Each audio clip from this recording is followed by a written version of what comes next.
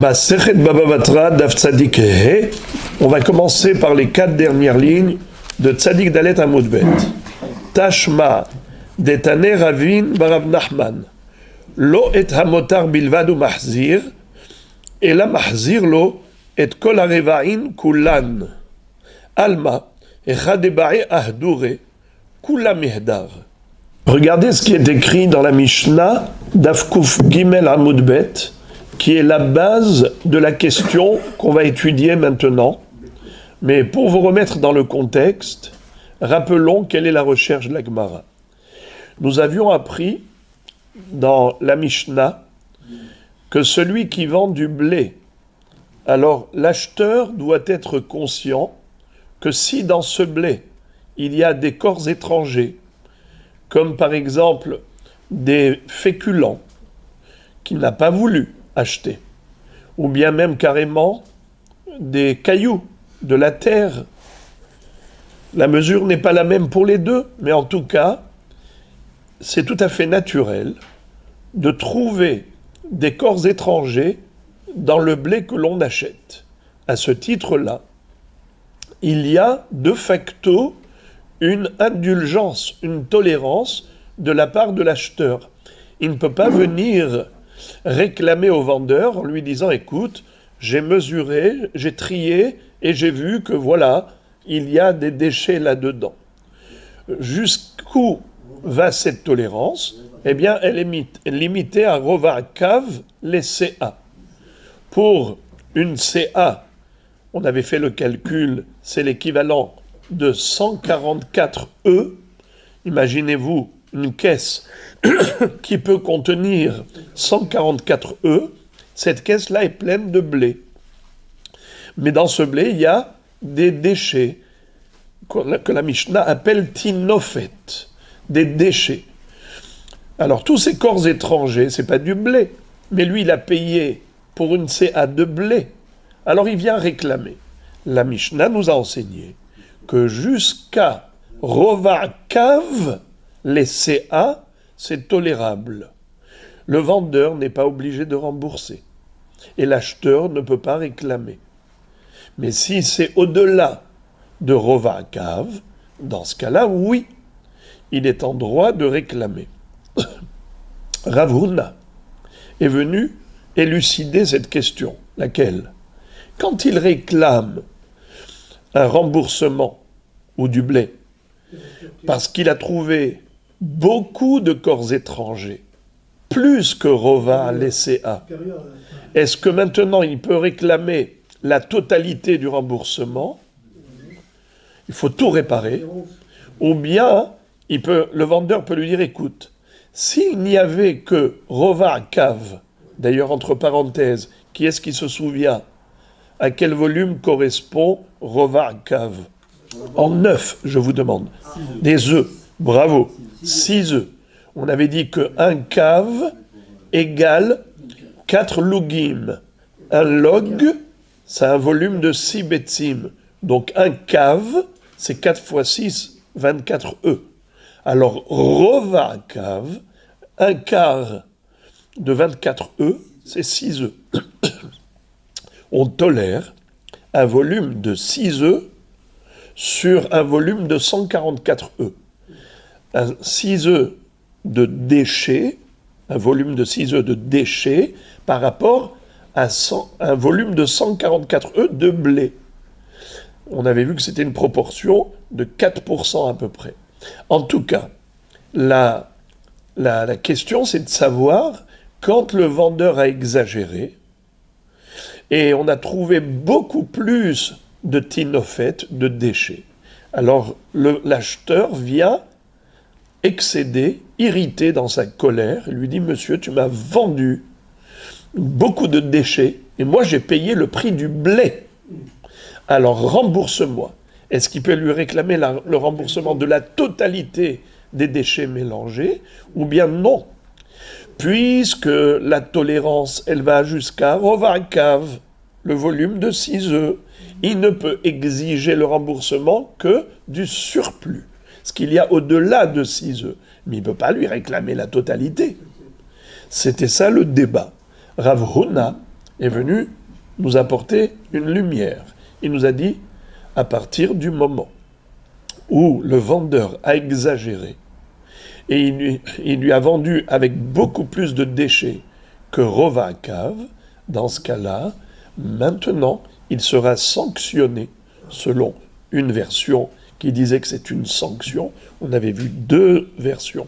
Est-ce que c'est Minadin ou bien c'est un Knas? C'est plus facile d'aller avec le raisonnement du Knas. C'est sûr qu'il faut étudier la Sugia avec la deuxième version également, mais pour ne pas s'embrouiller, on va retenir que la notion de Knas. On le sanctionne. Monsieur, tu as exagéré, apparemment, un petit malin.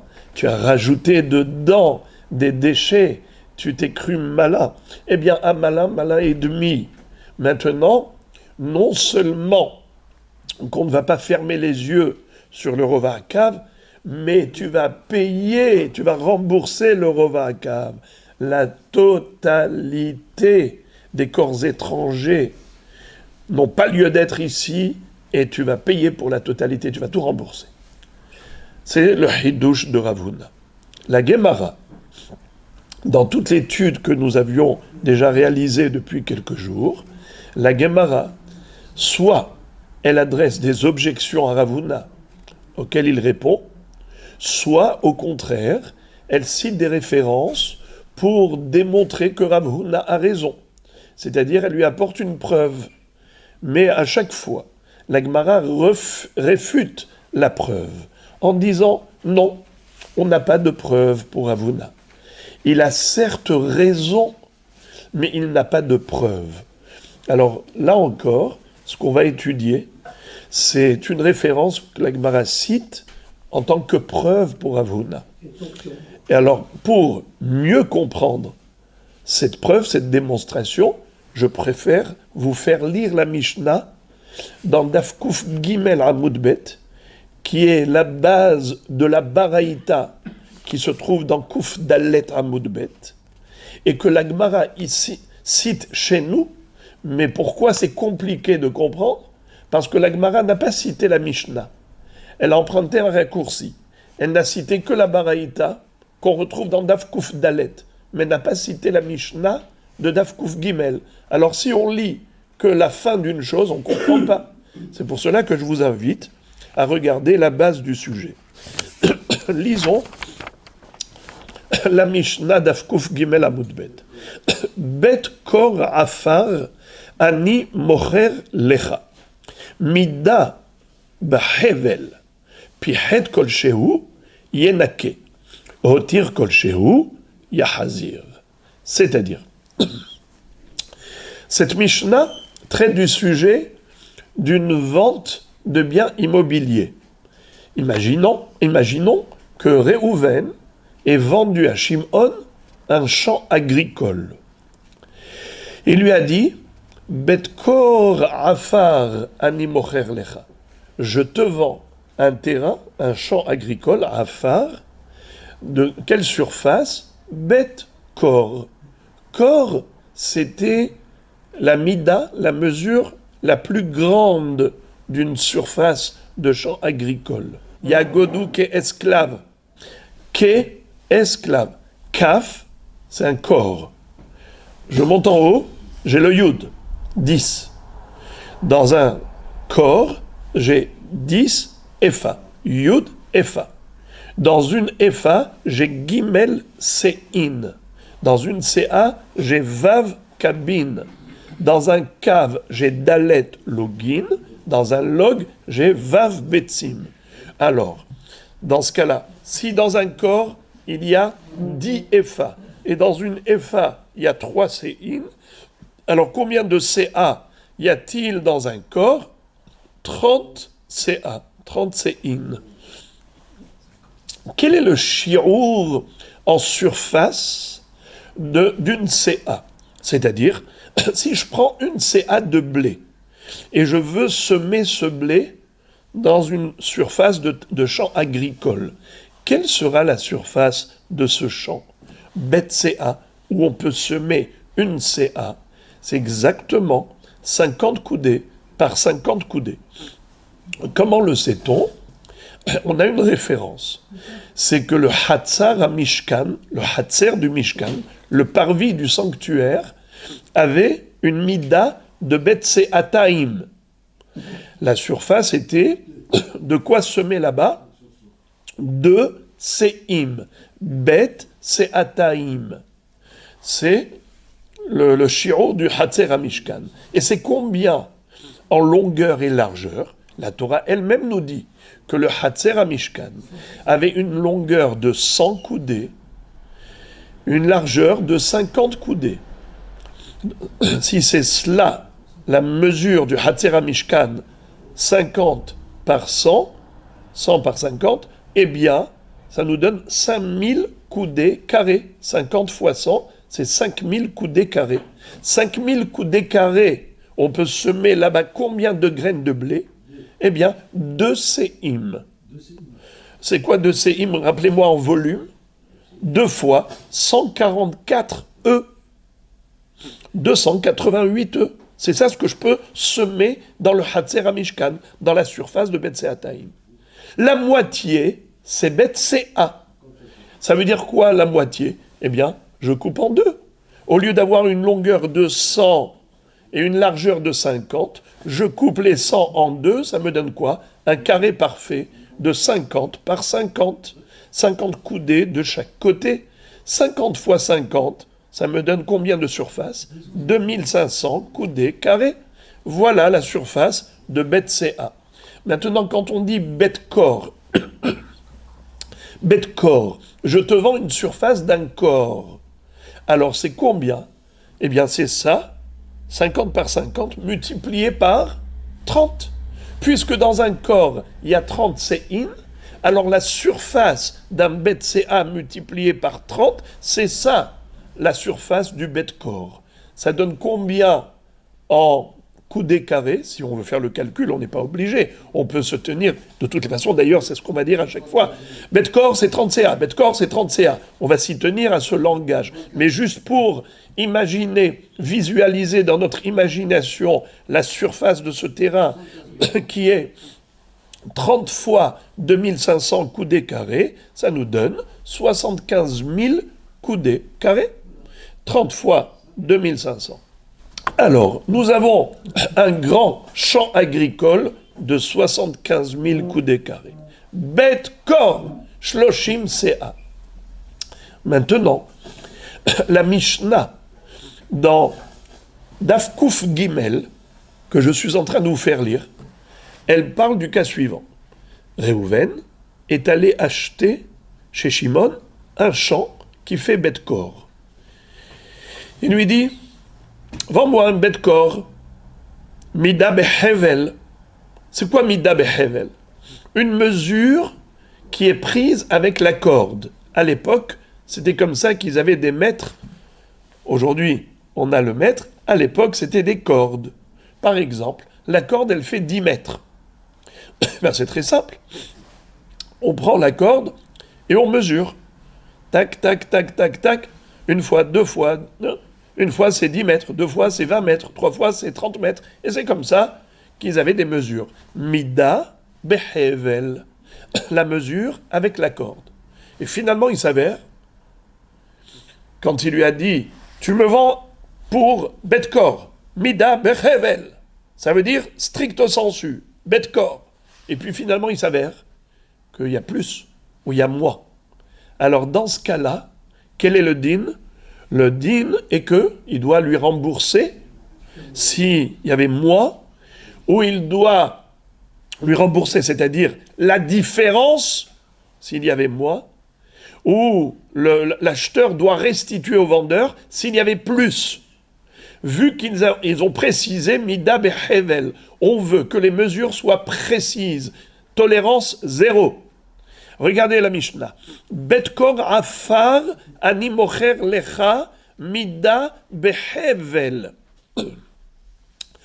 Pihet kol shehu yenake. S'il lui a donné moins, yenake. Ça veut dire quoi yenake? Eh bien, il doit réduire du prix, c'est-à-dire lui rembourser la différence.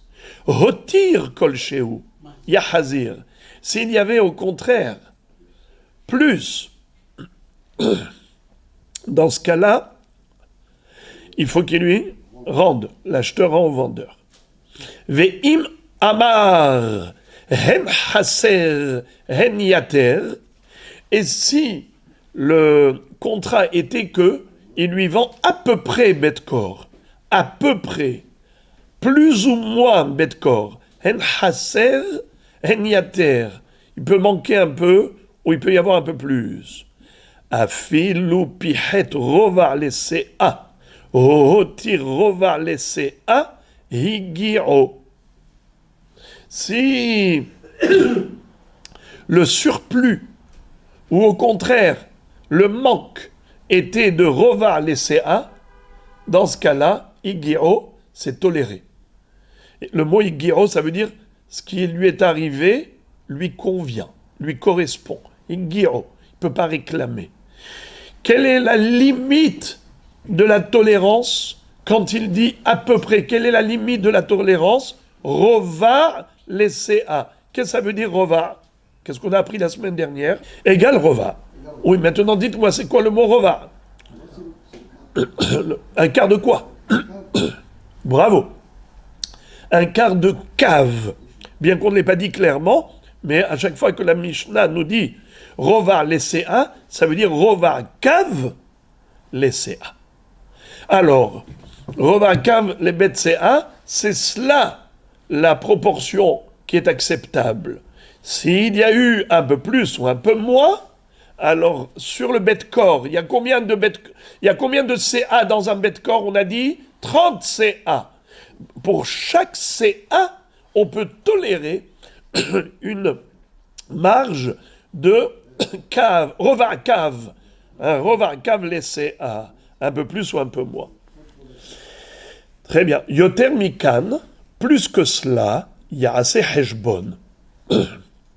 Si le surplus, la différence était supérieure à rovar cave, alors là, il faut faire un calcul. Là, il n'y a plus de tolérance. Maou mahzirlo, maot, nimratsa, mahzirlo, karka. Qu'est-ce qu'il doit lui rendre? Soit de l'argent. Sinon, il lui rajoute du karka. Velamamru, mahzirlo, maot, il n'y a pas de koho shel mocher. Chez im shiyer basade, betish'a kabin, ובגינה בית חצי קו, וכדברי רבי עקיבא בית רובע, מחזיר לו את הקרקע, ולא את הרובע בלבד הוא מחזיר, אלא את כל המותר. Je traduis juste la fin de la Mishnah qui nous concerne, ולא את הרובע בלבד הוא מחזיר, אלא את כל המותר.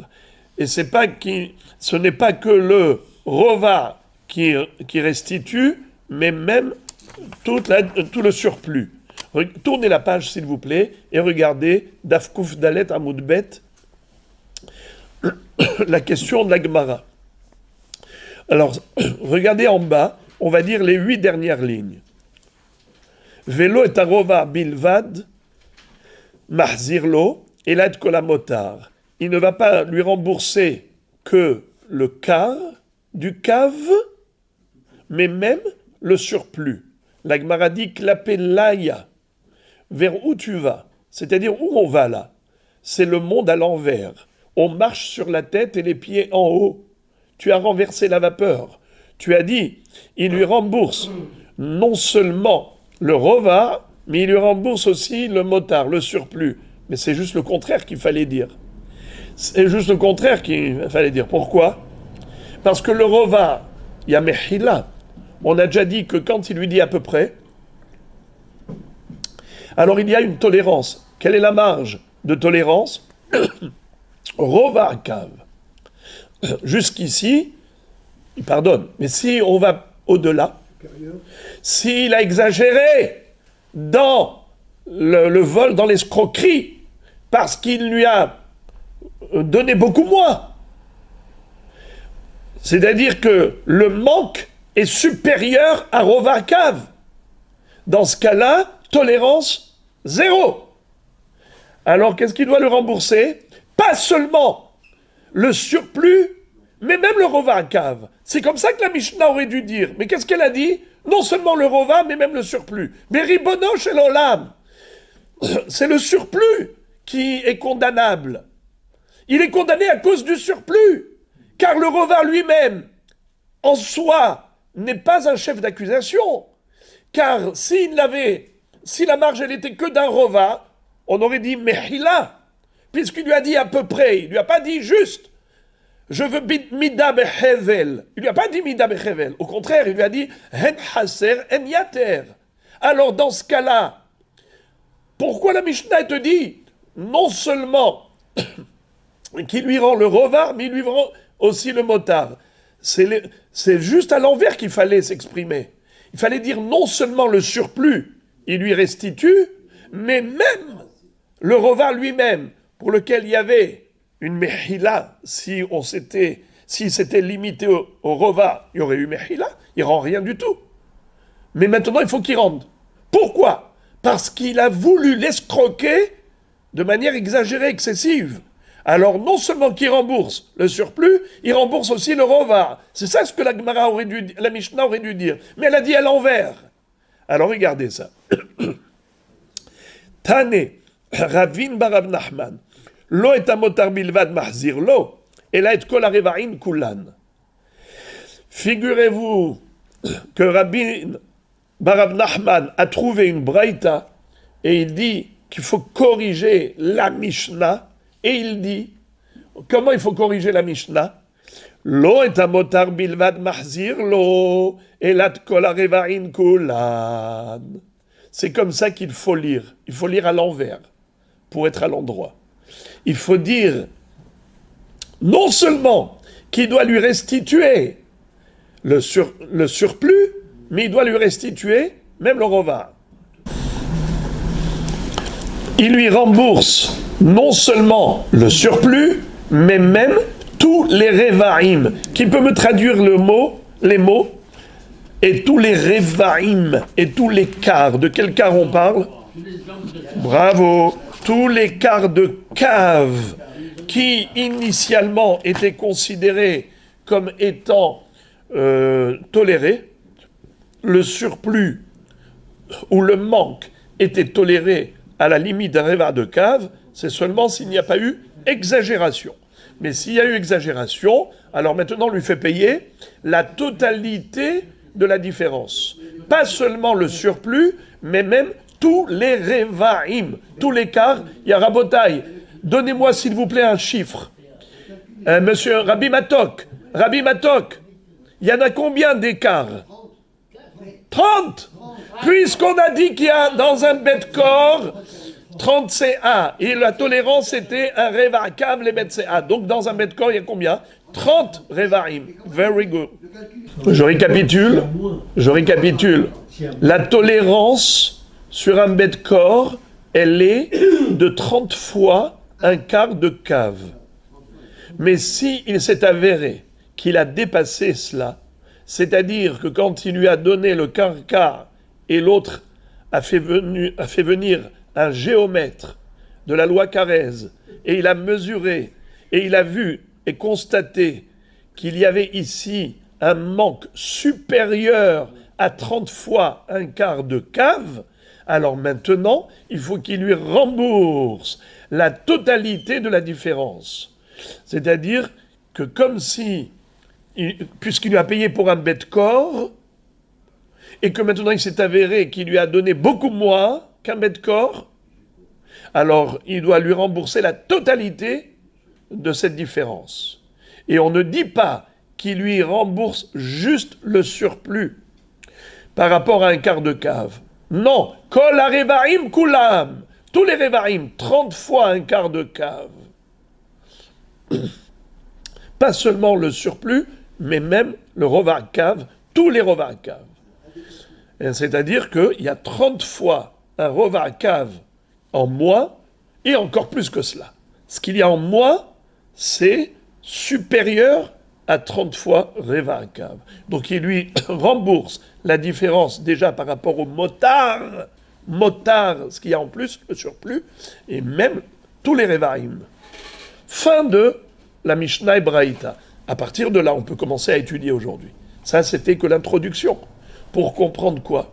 Ce que la Gemara va faire comme déduction pour apporter de l'eau au moulin de Rav Huna. C'est-à-dire, pour dire Ravuna, tu as 100% raison dans ce que tu as dit. Qui est-ce qui se rappelle qu'est-ce qu'a dit Ravuna? Ravuna nous a dit que lorsque le vendeur de blé a vendu du blé avec des déchets à l'intérieur, il y a une tolérance de déchets. Rova cave les CA. Mais si il a exagéré, il s'avère que dans ce CA de blé, il y a beaucoup plus de déchets. Lorsque l'acheteur qui a trié, il a constaté la présence de déchets au-delà de Rova cave, alors quand il vient réclamer au vendeur un remboursement, il est en droit de réclamer un remboursement pour la totalité des déchets. Et tolérance zéro.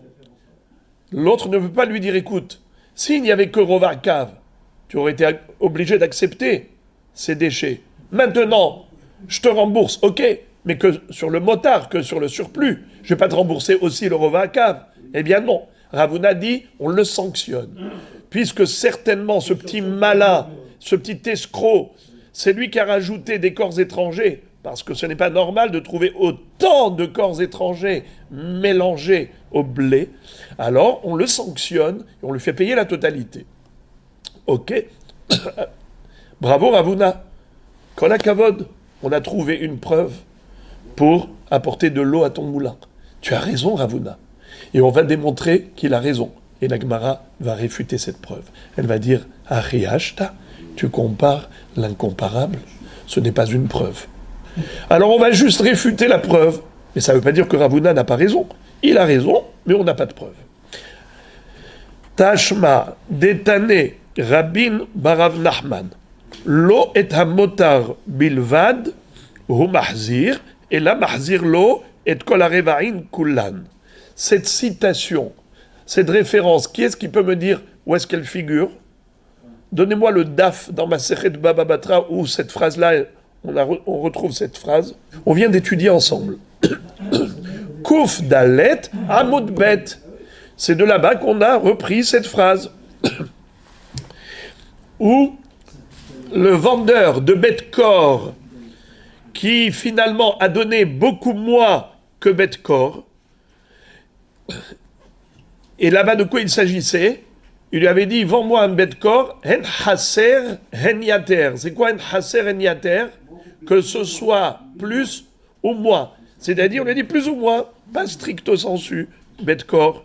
Alors, on avait dit que quelle était la marge de tolérance? Reva cave, laissé à. Mais si finalement il s'est avéré qu'il y avait beaucoup plus que Reva cave, laissé à, donc c'est déjà de l'escroquerie. Et là, qu'est-ce qu'il doit rembourser?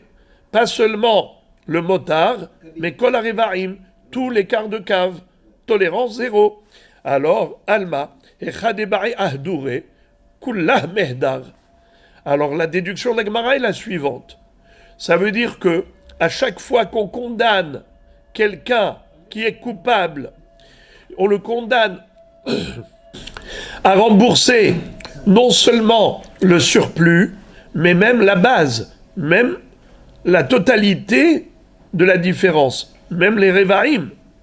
Alors c'est superbe, ce qu'a dit Rav Huna, le Emora, se retrouve déjà enseigné par la Mishnah Kuf Gimel, n'est-ce pas? La Gemara réfute cette comparaison et elle dit Hachi Hashta,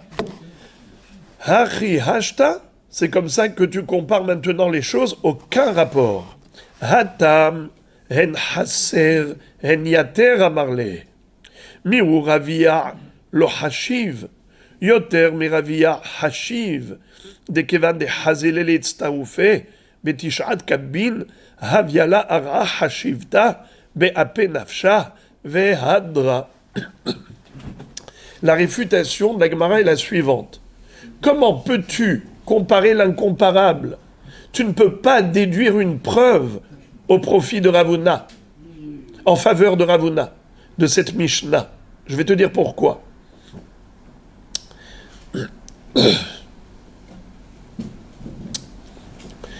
Là-bas, tu veux savoir pourquoi est-ce qu'il faut qu'il rembourse la totalité? Je vais t'expliquer pourquoi. On reprend le calcul.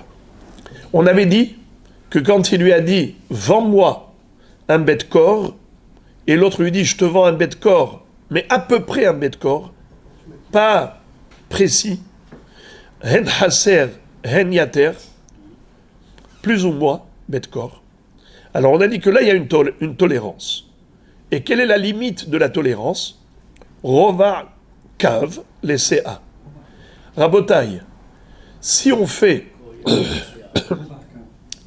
Rabbi Matok, restez concentrés.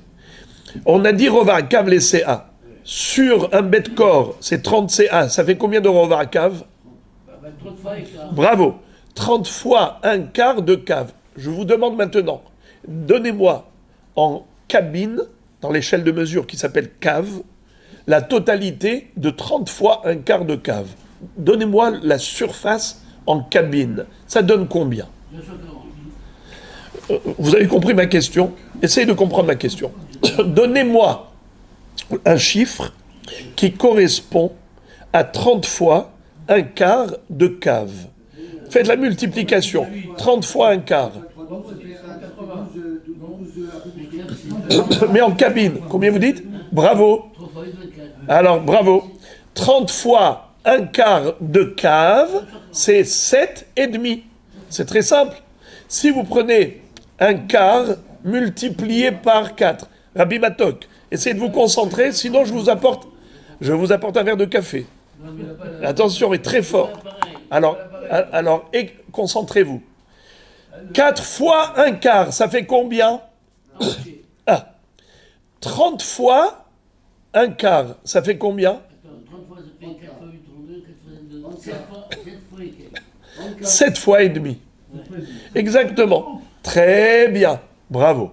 30 fois un quart de cave, ça fait 7 cabines et demie. Très bien. Vous savez, c'est quelque chose qu'on a déjà appris il n'y a pas très longtemps, qu'un sadé, la surface d'un champ, pour qu'il s'appelle sadé, c'est au minimum tisha cabines, 9 cabines. Alors maintenant, on a dit que le décalage, il est de 7 cabines et demie. Jusque-là, il est toléré. Au-delà de 7,5, ce n'est pas toléré. Alors, au-delà de 7,5, qu'est-ce qui va se passer? Puisqu'il lui a rajouté il lui a réduit plus que un quart de cave, 30 fois un quart de cave. Et là, maintenant, il lui a réduit plus que ça. Eh bien, ça nous amène à combien? À 9 cabines. Au lieu de 7,5 de différence, c'est 9 de différence. C'est pas 7,5, c'est 9. 9, ça s'appelle sadé.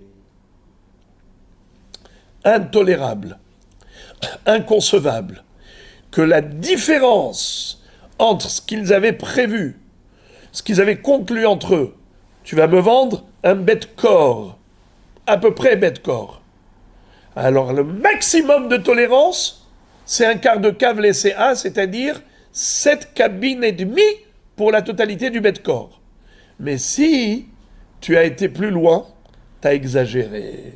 Et pourquoi il doit lui rembourser la totalité et pas seulement la différence entre le surplus et le quart de cave? Parce que quand tu fais le calcul de l'ensemble, tu arrives à 9 cabines. 9 cabines, c'est déjà un sadé à part entière. Intolérable. Tu lui as volé un sadé, espèce d'escroc. Le vendeur a vendu un bête corps, moins un sadé, moins 9 cabines. Ça, c'est intolérable. Voilà pourquoi il doit lui rembourser la totalité du sadé, ou bien il lui donne en terrain la totalité des 9 cabines. Tandis que Rav Huna, lui, il a parlé d'autre chose. Lui, il a parlé d'un vendeur de blé, un épicier. Il a vendu du blé. Normalement, il y a toujours des déchets qui se mélangent jusqu'à hauteur, jusqu'à la limite d'un quart de cave par CA, c'est tolérable. Si maintenant il s'est avéré qu'il y a plus, ok, tu as le droit de venir réclamer, dire il y a plus, mais combien tu veux que je te rembourse? Je te rembourse juste le surplus. Mais ne me réclame pas la totalité des déchets. en me disant hey, j'ai trouvé plus qu'un quart de cave de déchets, rembourse-moi la totalité. Comme a dit Ravuna. Non, peut-être pas. Peut-être que je te rembourse juste la différence entre le quart de cave et le surplus. Je te paye que le surplus. Qui dit que Ravuna a raison? C'est pas sûr. C'est-à-dire, cette Mishnah et Baraïta n'est pas une preuve pour Ravuna, car on peut établir un distinguo entre les deux registres. Ici, on parle d'un champ, et ici, on parle du blé. Dans l'histoire du champ, pourquoi tolérance zéro? Il doit lui rembourser la totalité, car si tu fais le calcul de l'ensemble, l'addition de l'ensemble, la somme de toutes les surfaces, ça te donne carrément un champ. La surface de 9 cabines, c'est un champ à part entière. Alors là, Hachamim ont dit, tu rembourses la totalité. Tu as trop exagéré. Tandis que, dans l'histoire de Ravuna, on peut dire que Ravuna n'a pas raison, même si l'acheteur est en droit de réclamer au vendeur un remboursement, mais à la hauteur de l'exagération, mais pas la totalité.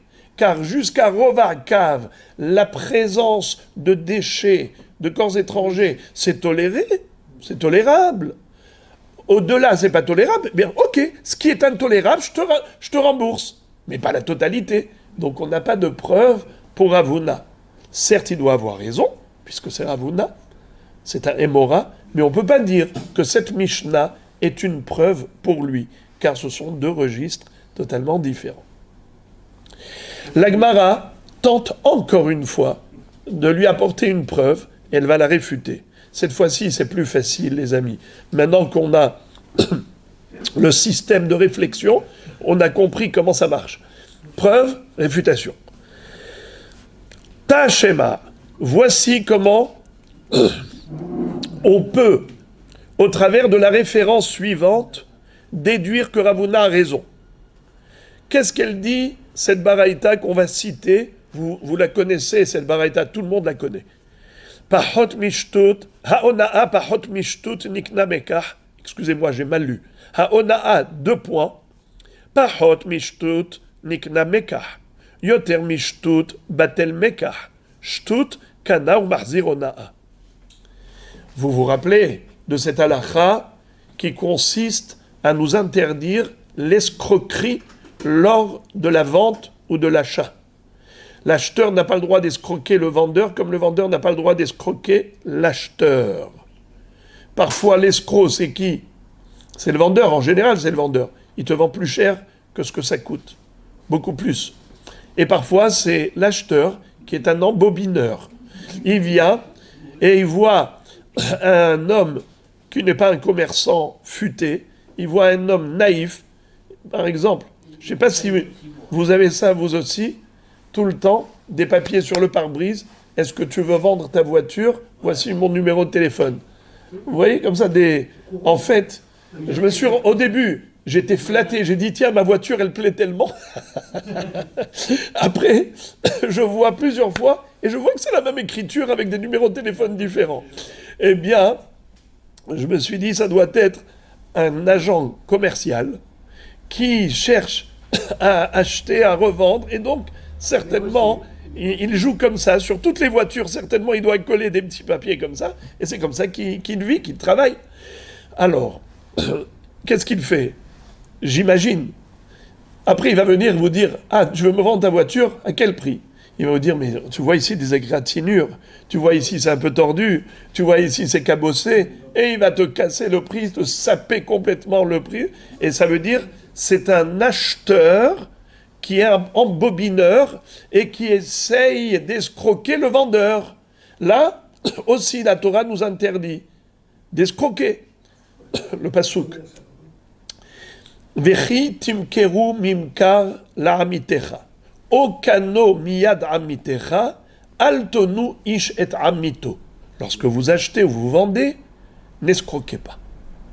Alors, comment ça s'appelle l'interdiction d'escroquer? L'escroquerie s'appelle ona'a, escroquerie.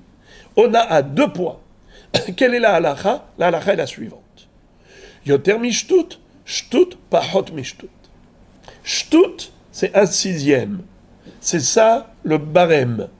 Le barème, un sixième.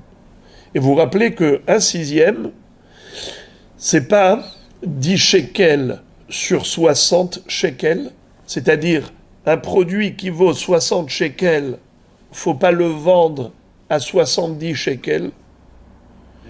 C'est plutôt 10 shekels par rapport à 50 shekels. Et pourquoi ça s'appelle un sixième? Mais 10 shekels par rapport à 50 shekels, c'est un cinquième, c'est pas un sixième. Mais on appelle ça shtut milebar, pas shtut milegav. Milegav de l'intérieur, milebar de l'extérieur. Comment de l'extérieur? C'est la règle de 3. Divisé par 5, multiplié par 6. 50 divisé par 5, 10. Multiplié par 6, 60.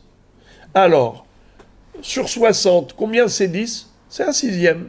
Mais c'est un sixième, une fois que tu as rajouté le 10, ça te fait 60. Maintenant, le 10, c'est un sixième de la totalité. Milebar. Et c'est de cela qu'il s'agit quand on parle de shtut, c'est shtut milebar. Alors, 3 possibilités. Prenons un produit qui vaut 50 shekels. 3 hypothèses. La première, c'est qu'au lieu de te vendre à 50 shekels, je l'ai vendu à 59, ou 58, ou 57. Ça s'appelle pahot mishtut. Si je l'ai vendu à 60, ça s'appelle que je l'ai vendu avec une augmentation d'un shtut, un sixième. Si je t'ai vendu à 61 ou 62 ou 63, eh bien, ça s'appelle yoter mishtut.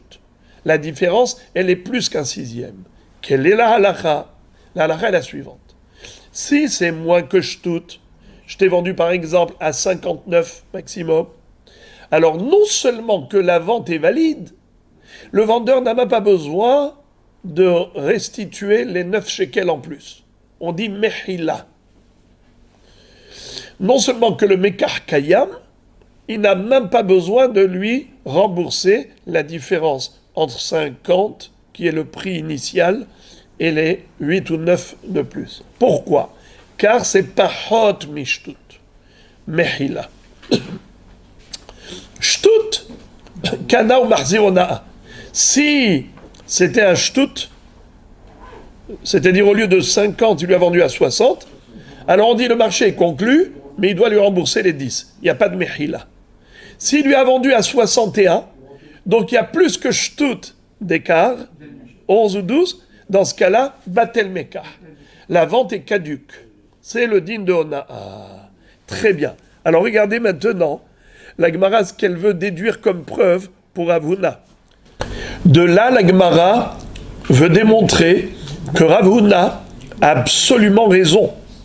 Comme quoi, lorsqu'on condamne quelqu'un à rembourser, eh bien on lui fait rembourser la totalité et pas uniquement l'exagération. Par exemple, ici, on avait dit que si il lui a vendu, au lieu de lui vendre à 50, il a vendu à 59, alors c'est encore toléré, et complètement toléré, c'est-à-dire qu'on lui dit non seulement que la vente est valide, mais tu n'as même pas besoin de lui rembourser les 9 shekels. Par contre, si tu as vendu à 60 shekels, eh bien, la vente est valide, mais tu dois lui rembourser combien? 10 shekels. Alors regardez la beauté de la démonstration, vous allez vous lécher les doigts. Là, la Gemara dit comme ça. Mais pourquoi il lui rembourse 10? Il devrait lui rembourser 1 shekel. Pourquoi? Juste basculer de 60 à 59 et ça suffit. Pourquoi? Puisque s'il lui avait vendu à 59, alors on avait dit, on tolère complètement, il n'a même pas besoin de rembourser, il ne rembourse rien. Alors pourquoi maintenant qu'il a vendu un shtut de plus, à 10 de plus, tu lui fais rembourser les 10, la totalité des 10? Mais non, tu aurais dû passer et basculer juste de shtut à parot mishtut. Puisque parot mishtout, il n'a pas besoin de rembourser, et shtout, il doit rembourser. Mais fais-lui rembourser juste la différence entre shtout et parot mishtout. Pourquoi tu lui fais rembourser la totalité? Ah, de là tu vois que Ravuna a raison. Que lorsque la personne a exagéré et on doit la condamner par rapport à l'exagération, on ne se limite pas au minimum, juste à l'exagération stricto sensu. On le condamne pour la totalité de la différence. Alors, c'est exactement ce qu'a dit Ravuna. Finalement, c'est exactement l'esprit de l'enseignement de Ravuna. Qu'est-ce qu'il avait dit? Il avait dit, normalement, quelqu'un qui vend du blé, on peut tolérer la présence de déchets jusqu'à Rova, Cave, les CA. Mais si c'est avéré qu'il y avait plus, alors maintenant, il faut qu'il rembourse la totalité. Pourquoi? Mais qu'il ne rembourse que ça, que juste la différence. Réponse, voilà la Mishnah de Hona'a, la Braïta de Hona'a, elle dit que tu rembourses la totalité. Ça veut dire un knas. Si déjà on l'a attrapé comme étant un escroc qui exagère, alors maintenant on lui donne une bonne tannée et on lui dit tu rembourses la totalité. Même ce qui était toléré n'est plus toléré. Alors ça veut dire que Ravuna a raison. C'est une merveille de preuve. Nahon, elle est mielleuse ou pas cette preuve? Eh bien la Gemara dit c'est beau, mais c'est faux. Pourquoi? La Gemara dit Achi Ashta, tu compares l'incomparable. Hatam me'ikara shave beshave amarle. Miu pachot mishtut la yedi'a ou mahilinish. Shtut yedi'a velo mahilinish.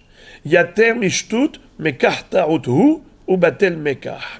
C'est-à-dire, la Gemara établit le distinguo, mais cette fois-ci, la Gemara a été un petit peu économe dans les mots. Elle n'a pas expliqué jusqu'au bout la réfutation de cette preuve, et c'est à nous de compléter via Rashbam. C'est-à-dire, la Gemara dit, il ne faut pas comparer l'incomparable. L'histoire de Ravuna n'a rien à voir avec l'histoire de la Hona'a. Pourquoi? Dans la Hona'a, pourquoi on considère que parot mishtut, allez, on pardonne? Ça veut dire quoi on pardonne? Mais lui, il lui dit, tu me vends on va dire par exemple, ce téléphone, où on va prendre quelque chose qui coûte que 50 shekels. Allez, donnez-moi un exemple de... Allez, un balai. Tu me vends un balai. D'accord? Monsieur l'épicier, un balai, il fait 50 shekels. Au lieu de 50 shekels, il coûte 59. En fait, quelque sorte, je ne me suis pas rendu compte de la différence parce qu'elle n'était pas grande. C'est pour ça que je fais mehila. Comme la différence, elle est minime, alors je ne me rends pas compte, je fais mehila. Mais ça ne veut pas dire que d'emblée, je suis tolérant. C'est pas que je suis tolérant, c'est que, étant donné que la différence, elle est minime, je ne me rends pas compte. Et pour quelque chose que je ne me rends pas compte, alors on dit mehila. Mais lorsque je me suis rendu compte, pourquoi? Parce que tu as exagéré. Et shtut, c'était déjà significatif comme différence. Et donc je m'en suis rendu compte. Et quand je m'en suis rendu compte, je dis, attends, mais moi je te fais pas cadeau, même pas un shekel. Même pas un shekel, je te ferai cadeau. Mais ça va pas, non? Ça coûte 50, je veux l'acheter à 50. En quel honneur? Pour tes beaux yeux, je vais t'offrir maintenant plus que 50 shekels. Mais pourquoi? En général, je ne me rends pas compte. Alors, quand je ne me rends pas compte, je fais mehila sur ce que je ne me suis pas rendu compte parce que la différence était minime. Mais si déjà je m'en rends compte, rembourse-moi.